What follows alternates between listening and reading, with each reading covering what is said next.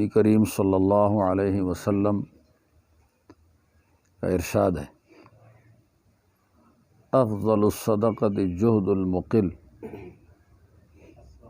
وعلیکم السلام،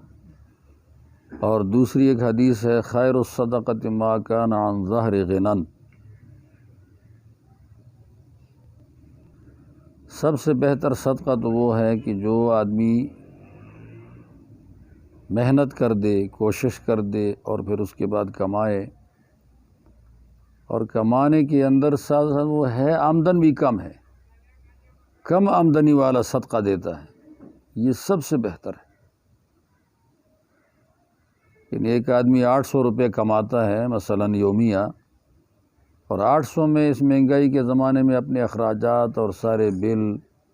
پانی کا بل، بجلی کا بل اور اسی طرح گیس کا بل، اور ساتھ جو اضافی فضول قسم کے بل رکھے ہوئے ہیں، مثلاً ٹی وی گھر میں ہے نہیں اور اس کا بل دیتا ہے ہر گھر والا،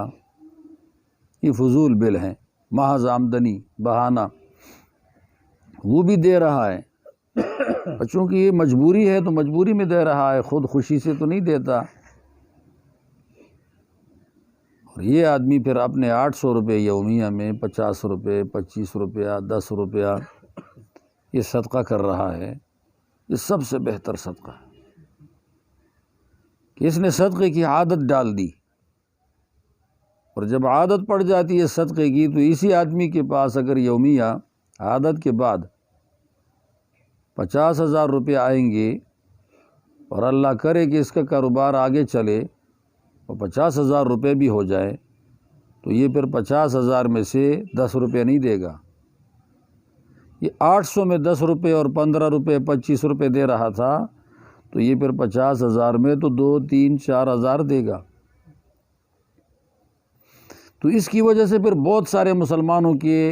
بجے چولہے وہ آباد ہو جائیں گے، اور ایسے قسمہ پرس اور تنگ دست لوگوں کے بجلی بل میں یا پانی بل میں یا جو پیٹ کے اخراجات ہیں یا کپڑے میں اس کا حصہ پڑ جائے گا، اور اس کی وجہ سے بہت سارے بے آسرا گھرانوں کو آسرا مل جائے گا۔ ہمارے نبی نے یہ ترتیب بتائی ہے، دنیا بھر میں سوچا جائے صرف ایک اسلام ہے جو دوسرے پر خرچ کرنے کی ترغیب دیتا ہے، باقی یہود ہیں، نصارہ ہیں، ہندو ہیں، مجوسی ہیں، کسی کے ساتھ تعاون کا کوئی بھی ترغیب نہیں دے رہا۔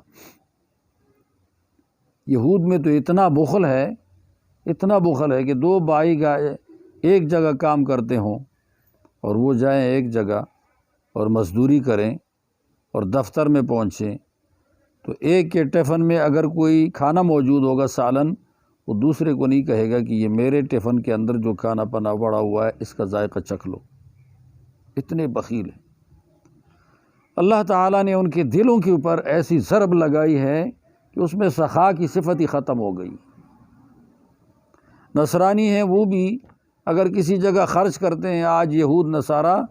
تو وہ ایسے خرچ نہیں کر رہے کہ ہم خدا کے لیے دے رہے ہیں، کسی کی ہمدردی ہو جائے، مجبوری ختم ہو جائے، وہ انسانوں کے ضمیر کا سودا کر کے ضمیر کو اپنا ماتحت بنانا چاہتے ہیں، اور یہ سب سے بڑے خسارے کا سودا ہے کہ میرا آزاد ضمیر کسی پیسے کے بدلے کسی کا غلام بن جائے، بڑا خسارہ ہے۔ یہ خسارہ ختم نہیں ہوتا، پھر بنی اسرائیل کا آزاد ضمیر فرعون کے ماتحتی میں آ گیا تھا، تو پھر کتنا بڑا پیغمبر موسیٰ علیہ السلام ان کو اس بڑی ذلت سے آزاد کرنے کے لیے خدا نے بھیجا، اور تورات جیسی بڑی کتاب بھیجی۔ یہ قوم جو کہ پستی کے آخری حد میں چلی گئی ہے، یہ کیسے نکل جائے، حالانکہ اولاد انبیاء ہیں، پیغمبروں کی اولاد ہے، بڑی مشکل ہے تربیت۔ تعلیم بہت آسان ہے، تعلیم کیا ہے، وہ تو کسی کو بٹھاؤ جبرن لکھو، وہ لکھے گا بھی، یاد بھی کر لے گا۔ تعلیم میں تو نوکری نظر آتی ہے،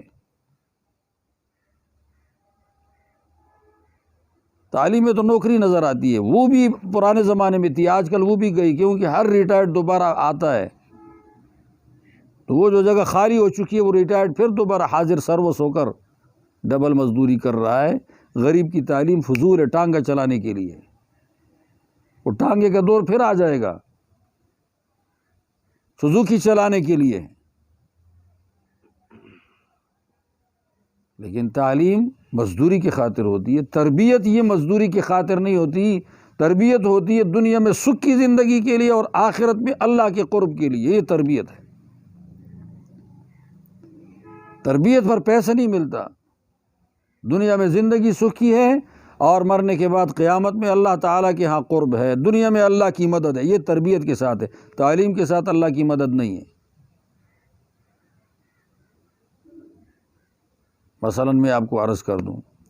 خدا نخواستہ ایک مولوی صاحب ہے، وہ شراب نوشی شروع کر دے، ایک وہی مولوی صاحب ہے بے نمازی بھی بن جائے، دو وہی مولوی صاحب ہے رقص کرنے لگ جائے، وہی مولوی صاحب ہے سارا کچھ اچھی طرح پڑھ کر اور وہ گانا گانے لگ جائے، وہی مولوی صاحب ہے ناچنے لگ جائے۔ قانون خدا کا پڑھا ہے، کتابیں خدا کی پڑھی ہے، لیکن وہ خدا نخواستہ ایسا بن جائے اور وہ بروں کے ساتھ لگ لگ کر برا ہی بن جائے، ان کے رنگ میں رنگ آ جائے۔ ایسے مولوی کی آج کل ویلیو بہت زیادہ ہے، آج کل زیادہ ہے، مزدوری اور پیسہ تو بہت مل جائے گا، لیکن نہ دنیا میں سکھ سے رہے گا، نہ مرنے کے بعد سکھ پائے گا، دونوں جہانوں میں غرق ہو جائے گا۔ مزدوری مل گئی، تعلیم ہے، تربیت ختم ہو گئی ہے، اب اس کی بات سے کوئی ہدایت بھی نہیں لے گا، اس کی تقریر بھی بے سود ہوگی، اس کا بیان بھی بے سود ہوگا، جو کہہ رہا ہے خود اس میں سر سے پیر تک تلاش کرو، 24 گھنٹے نہیں ہے، لوگ کہیں گے جھوٹ بولتا ہے۔ کرتوت والا کردار کی نصیحت کر رہا ہے، کردار والا کردار کی نصیحت کر دے اب مزہ آتا ہے، کرتوت والا کردار کی نصیحت کر دے تو مزہ نہیں آتا، اگلے سب کو شبہ ہو جاتا ہے۔ اسی لیے تعلیم پہ تو مزدوری ہو جاتی ہے، لیکن تربیت پر آسودگی اور سکھ ملتا ہے۔ دنیا کی تعلیم کرے ایک آدمی، اسکول ہے، ماسٹر صاحب ہے، اسکول میں تعلیم کرے، ٹھیک ہے جی، تعلیم کر لی، انگریزی آ گئی اسپیشل، ABCD بھی پورا آ گیا، اور اس کے ساتھ ساتھ سائنسدان بھی بن گیا، اور اس کے ساتھ ساتھ جی آگے اور اچھے کام، وہ کیا ہے، ماہر ہو گیا کسی بھی شعبے میں، ڈاکٹر بن گیا جی۔ تعلیم اس نے کر لی، اس پر اس کو ملازمت مل گئی، خوب پیسہ کماتا ہے، لیکن اس کی تربیت ہوئی ہے، پرائیویٹ معائنہ کرتا ہے تو فیس مناسب لیتا ہے، تربیت ہوئی ہے، پرائیویٹ معائنہ کرتا ہے پورا کر رہا ہے، تربیت ہوئی ہے، دوائی 2 نمبر کی نہیں دیتا 1 نمبر کی ریٹ پر، تربیت ہوئی ہے، کمپنیوں کے ساتھ اس کا وہ نہیں ہے کہ بھائی کچھ فیصد وغیرہ کا، تو تربیت ہو چکی ہے اس کی۔ اچھا، اس کے ساتھ آگے مریض کی خیرخواہی کی نیت سے مریض کو دیکھتا ہے، 2 بار مریض اس کے پاس جاتا ہے، تیسری مرتبہ مریض نہیں جاتا، وجہ یہ ٹھیک ہو چکا ہوتا ہے، مستقل گاہک نہیں ہے، لیکن وہ ہر جگہ ہر مریض کہے گا، یہ مریض اشتہار بن جائے گا، وہ کہے گا فلانی جگہ ایک ڈاکٹر ہے، وہ ڈاکٹر بھی ٹھیک ہے، دوائی بھی ٹھیک ہے، مچ فائدہ ہو گیا، سارے جلو ہوئے ادھر۔ اب گاہک لگائے بغیر بھی کام بن گیا اچھا خاصا، رش اتنی ہے، لائنیں لگی ہوئی ہیں، اس کی تربیت نے زور لگا دیا ہے نا، اور ملازمت تو ویسے مل گئی، کام تو ویسے مل گیا، پیسوں کا مالک تو وہ بھی ہے، لیکن تربیت نے کتنا کام کیا۔ غریب آدمی آ گئے، چلو جی اس سے فیس نہ لو، غریب آدمی آ گئے جی دوائی میں پیسے کم ہے، کنسیشن کر لو، سفید پوش آ گئے، چلو جی فیس کی کیا ضرورت ہے، ان لوگوں کی آمدن ویسے ہی کم ہے، مالدار سے فیس لے رہی اچھا خاصا ہو، معائنے کی ضرورت ہے، وہ کیا ٹیسٹ کی ضرورت ہے، کر دیا، ٹیسٹ کی ضرورت نہیں ہے، بھائی کیا فائدہ ہے ٹیسٹ کرنے کی، ٹیسٹ کر کے بھی یہی چیزیں جو میں بتا رہا ہوں، وہ یہی کہتا ہے نا۔ بٹ مانسیرا میں ایک ڈاکٹر صاحب ہے سعید اللہ پیر، اسے آپ منت سماجت کر لے، ٹیسٹ کر لو، وہ کہے گا مجھے جب ٹیسٹ کے بغیر پتہ ہے تیرا یہ مرض ہے، پھر کیا فائدہ ہے خواہ تیرا پیسہ لگاؤں۔ اب یہ ڈاکٹر ہے اللہ کے فضل و کرم سے یہ تربیت یافتہ ہے، پیسے بھی کما گیا، آخرت بھی کما گیا، تربیت نے یہ فائدہ دیا۔ یہ ابٹباد میں کچھ ڈاکٹر ہیں، میں بعض محلوں میں لوگ آتے ہیں میرے پاس یہاں کبھی کبھی ملنے کے لیے، تو ہر ڈاکٹر، ہر نہ سمجھو، اکثر سمجھو، جو خاص تبلیغ میں لگے ہیں یا کوئی اس طرح دینی ذہن رکھتا ہے، وہ اپنی آمدن میں سے ہر مہینے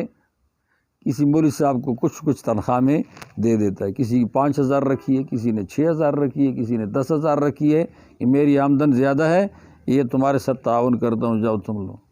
ہمارے ایک مولوی صاحب ہے، اس کو کہتے ہیں اتنا اتنا مسجد سے دیتے ہیں، اتنا اتنا ڈاکٹر صاحب دیتے ہیں۔ یہ تربیت کی نشانی ہے، یہ عادت ڈالنی چاہیے کہ میں قسم پرس ہوں نا، تو میں جگہ پر خرچ کرنے کی عادت آج ڈال دوں، اور جب بے تحاشا مالدار ہو جائے گا کوئی آدمی، تو اس کے بعد پھر مزے کرے گا، اور اس کا مال سنبھالنے میں بھی نہیں آئے گا، کیونکہ اللہ تعالیٰ کے ساتھ سودا کر رہا ہے۔ صدقہ خدا کے ساتھ سودا ہے، خرید و فروخت انسان کے ساتھ سودا ہے، صدقہ خالص اللہ کے ساتھ سودا ہے۔ نام نہیں لے گا،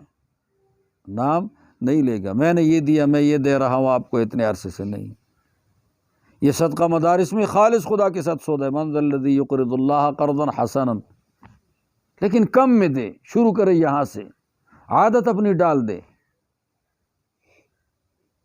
اور اس ارادے سے بھی نہ ڈالے کہ اس سے اللہ مال بڑھائے گا، وہ بے شک بڑھاتا ہے، لیکن ارادہ یہ ہو کہ میں خالص خدا تک پہنچنا چاہتا ہوں مال کے راستے سے، باقی اللہ تعالیٰ وہ تو بہت سخی ذات بھی ہے اور غیور ذات بھی ہے، وہ پھر اس کو آگے جاتے جاتے کسی آدمی کا محتاج نہیں بنائے گا، یقیناً نہیں بنائے گا، اس کو محتاج نہیں بنائے گا، یہ کسی مصیبت میں نہیں آئے گا، یہ قومی مصیبتوں سے بچا رہے گا، قومی مصیبتیں جو پوری قوم پہ آتی ہے نا، ان سے بھی بچا رہے گا۔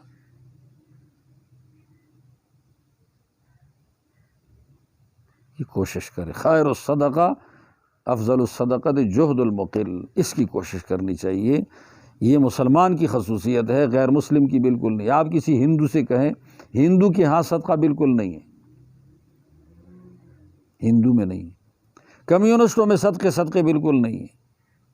وہ جو گورنمنٹ ہے وہاں گورنمنٹ اچھی ہوتی ہے ان کی، وہ ساری ضرورتیں گورنمنٹ پوری کر رہی کہ ان سے لیتے ہیں ان پہ لگائیں گے، کچھ ہم بھی لیں گے۔ وہاں سارے غیر مسلموں میں یہ ترتیب ہے کہ ان سے لیتے ہیں تو ان پہ لگائیں گے، اور پھر قومی حق بھی ہے کہ ہم لگائیں ان کے اوپر، لیکن صدقے کے نام سے کوئی چیز نہیں، آسودگی کے نام سے دنیا میں ان کے ہاں آسودگی کے قوانین بنے ہوئے ہیں غیر مسلم گورنمنٹوں میں۔ تو یہ کوشش کرنی چاہیے کہ ہم اس چیز کے تھوڑے تھوڑے عادی بن جائیں، لیکن مصرف میں دیکھیے، مجبور کو دیکھیے، کوئی ڈاکٹر ایسا کبھی ہوتا ہے نا، اس کے بعد جانا ادھر ادھر پڑتا ہے، کوئی کہتا ہے چلو آدھا فیس چھوڑو۔ اس طرح اللہ نے بہت سارے پیدا کیے ہیں، تو مطلب یہ ذہن ہونا چاہیے کہ مجھ سے کسی دوسرے کو فائدہ ہو جائے۔ یہ عثمانی خصوصیت ہے، ان کے اندر یہ خصوصیت بہت زیادہ، بڑے مالدار تھے نا، یہ خصوصیت زیادہ تھی کہ مجھ سے کسی کو فائدہ ہو جائے۔ ہمارے خلفائے راشدین میں سے یہ 3 فقیر گزرے ہیں، حضرت ابوبکر صدیق تو فقیر بن گئے، حضرت عمر فقیر گزرے ہیں، حضرت علی بھی فقیر تھے۔ تو ان میں سے جو مالدار تھا، ذاتی قومی خاندانی مالدار تھا، وہ کون تھا؟ حضرت عثمان۔ اس میں یہی خوبی تھی جی ساری، وہ کنواں خرید لو، اس کنویں کی کھدائی کر لو،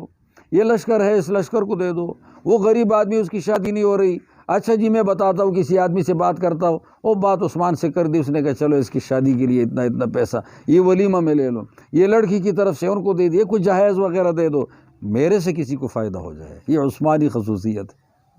آج بھی کرے گا تو ان کے ساتھ ہی اٹھایا جائے گا۔ یہ لائن ہے نا، ساری ایک لائن ہے، یوم ندعو کل اناس بامامہم۔ یہ ہمارے 4 خلفاء نمونہ تھے نا، تو بس نمونے میں عثمان رضی اللہ تعالیٰ نے اس خوبی میں نمونہ ہے۔ اب تلاش کر دیا جائے، بس اس کا کام لینا کبھی نہیں آیا، اس کا کام دینا آیا۔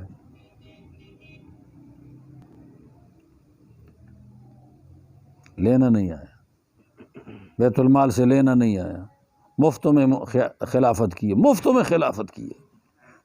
اور دونوں کی تو کچھ نہ کچھ تنخواہ مقرر تھی، نہیں ان کی تنخواہ نہیں تھی، میں مالدار آدمی ہوں، مفتوں میں خلافت کر لی، 12 سال تک خلافت مفتوں میں کر دی۔ عجیب بات بھی ہے کہ جب آخر میں یہ شہید کیے جا رہے تھے نا، اس کے خلاف ہنگامہ کھڑا کر دیا مسلمانوں نے، تو یہ تو اہل تھے، نااہلوں نے ہنگامہ کھڑا کر دیا، عبداللہ ابن سبا نے، مصر سے اور عراق سے، یمن سے، ان تمام جگہوں سے لوگوں کو لا کر مدینہ میں، حضرت معاویہ رضی اللہ تعالیٰ عنہ نے کہا مدینے میں آئے تھے کہیں اور ان سے کہہ دیا کہ اگر آپ چاہیں تو میں آپ کو شام لے جاؤں، آپ کو وہاں بالکل کوئی قریب نہیں آ سکے گا، خلیفہ بھی رہیں گے۔ کہا یہ نبی کا شہر چھوڑنا نہیں چاہتا، اپنا شہر تو پرانا مکہ تھا، مدینہ ہجرت کر چکے تھے، اس کو چھوڑنا نہیں چاہتا۔ اچھا پھر یہاں آپ کے لیے فوج کو لاتے ہیں اور وہ فوجی آ کر آپ کی حفاظت اور پہرا دیں گے، یہاں پھر جھگڑا لگے گا، اور میں اپنے نبی کے شہر کے اندر آسودگی اور آرام کو ختم نہیں کرنا چاہتا کہ یہاں مدینے والے میری وجہ سے پریشان ہوں۔